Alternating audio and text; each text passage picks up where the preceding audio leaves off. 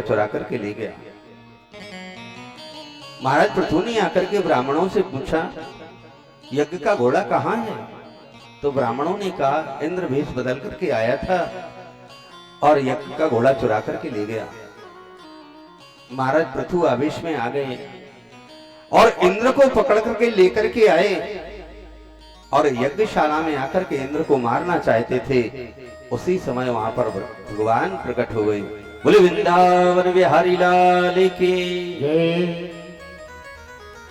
आज जैसे ही भगवान प्रकट हुए, भगवान ने कहा, महाराज ये देवताओं का राजा है, इसे छोड़ दीजिए। हम तुम्हारे 99 यज्ञों से प्रसन्न है, वरदान मांगो, क्या चाहते हो?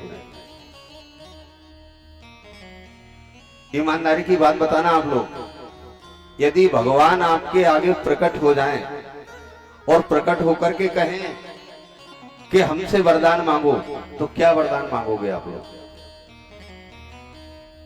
विचार करके बताना।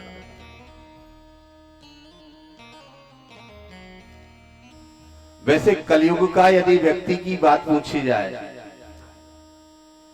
तो कलयुग का व्यक्ति केवल एक ही व्यवस्था चाहेगा कि प्रभु वरदान तो केवल एक ही दो हमें। क्या वरदान? कि प्रभु जब जब हम आपको बुलाते रहें तब तो तुम आते रहना। बोलो राधे राधे। क्योंकि उसकी कभी कामनाएं ही पूरी नहीं होंगी, एक बार में वो मांग नहीं सकता। तो वो वरदान क्या मांगेगा कि प्रभु जब जब हम बुलाएं तब तक तुमको आना पड़ेगा। लेकिन महाराज पृथु ने क्या मांगा? महाराज पृथु कहते हैं कि प्रभु न कामये नाथ तदाप कंचना यत्रा यस्मा चरणाम भुजाशव। प्रभु हमें जीवन में कुछ नहीं चाहिए, केवल आपकी चरणों की सेवा मुझे मिल जाए, हमारा जीवन धन्य हो जाएगा। लेकिन भगवान ने ज्यादा आग्रह किया कि महाराज आपने 99 अश्वमेध यज्ञ किए, कुछ मांग लो। तो प्यारे महाराज पृथु ने ऐसा वरदान मांगा, आज तक किसी ने मांगा नहीं होगा। महाराज पृथु कहते हैं, प्रभु यदि आप मेरे 99 अश्वमेध यज्ञ से प्रसन्न हैं तो केवल देना चाहते हो तो केवल एक ही वरदान दे दो कि हमारे 10,000 कान हो जाए। भगवान भी चौंक गए। भगवान ने कहा, अरे भैया मानव का शरीर मुश्किल से 6-6.25 फुट का होता है, यदि एक एक इंच पर एक एक कान लगाएंगे फिर भी 10,000 कानों की पूर्ति नहीं होगी। महाराज पृथु ने कहा कि प्रभु हम ये थोड़ी सी मांग रहे हैं कि हमारे शरीर में सारे कान ही कान हो जाएं। नहीं प्रभु, हम तो केवल एक ही वरदान मांगना चाहते हैं कि कान दो के दो बने रहे, इन दोनों कानों में 10,000 कानों का पावर जोड़ देना प्रभु, केवल ये चाहते हैं। लेकिन प्रभु इसके लिए भी एक शर्त है। क्या शर्त है? बोले प्रभु उतनी देर के लिए पावर जोड़ना। बोले कितनी देर के लिए? प्रभु जब तक हम सत्संग में रहें, जब तक आपकी कथा सुनते रहे, तब तक इन कानों में 10,000 कानों का पावर जोड़ देना, और जैसे ही कथा पूरी हो तो 10,000 कानों का पावर हटा देना। नहीं तो एक कान से प्रभु आपकी कथा सुनेंगे और एक कान से संसार की कथा सुनेंगे तो बैलेंस बराबर होता रहेगा। प्रभु इसलिए इतनी की जरूर कृपा करना।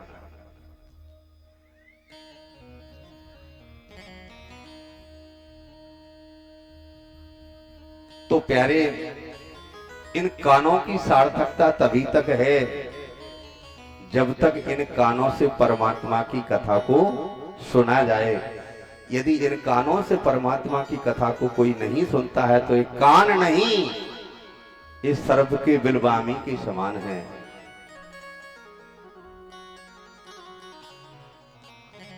बोले गोविंद भगवान की जय।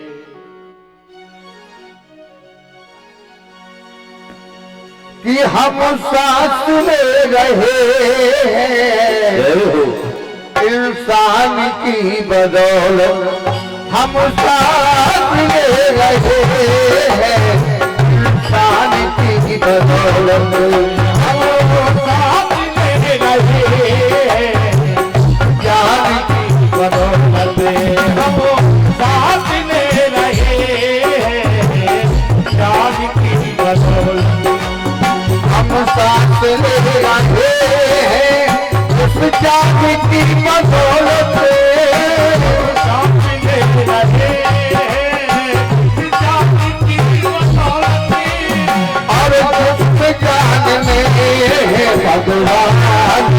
बदौलत सुख ज्ञान में भगवान की बदौलत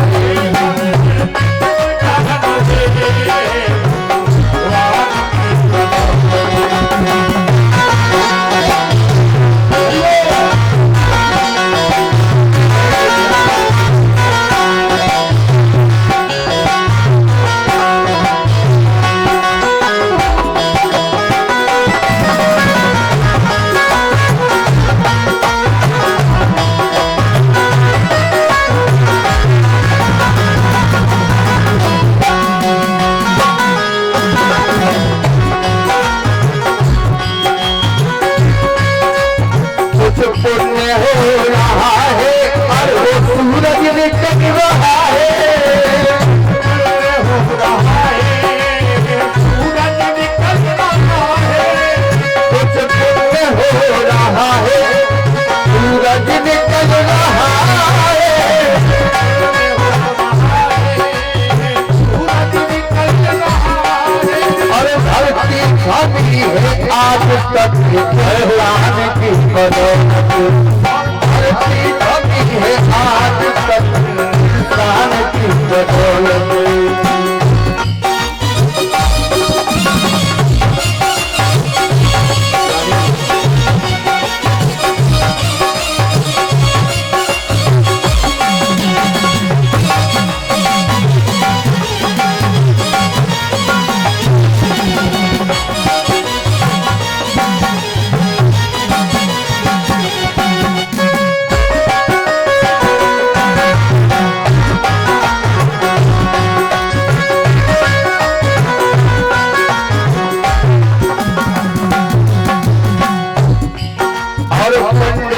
घर में जन्मा होता बहुत ज्ञानी पंडित के घर में पंडित के घर में जन्मा खुद ही तो बहुत ज्ञानी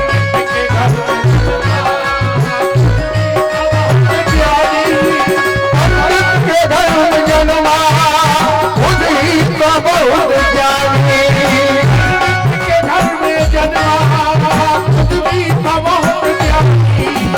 रावण का नाश हो गया भगवान की बदौलत रावण का नाश हो गया भगवान की बदौलत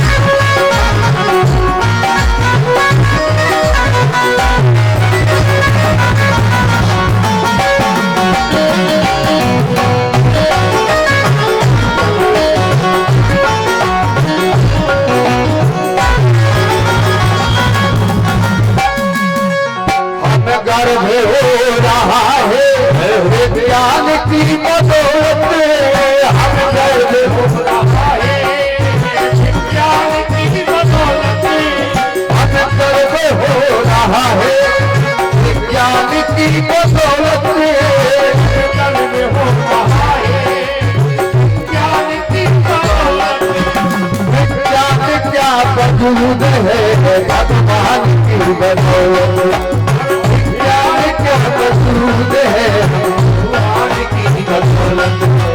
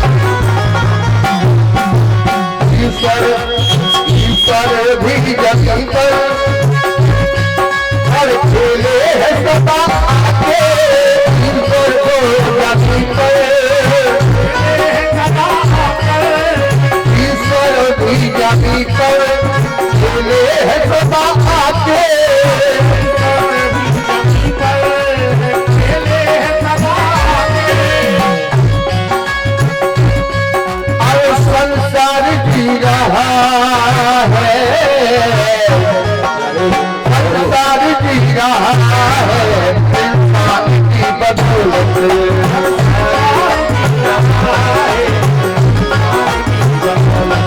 हर संसार जी रहा है इंसान की बदौलत।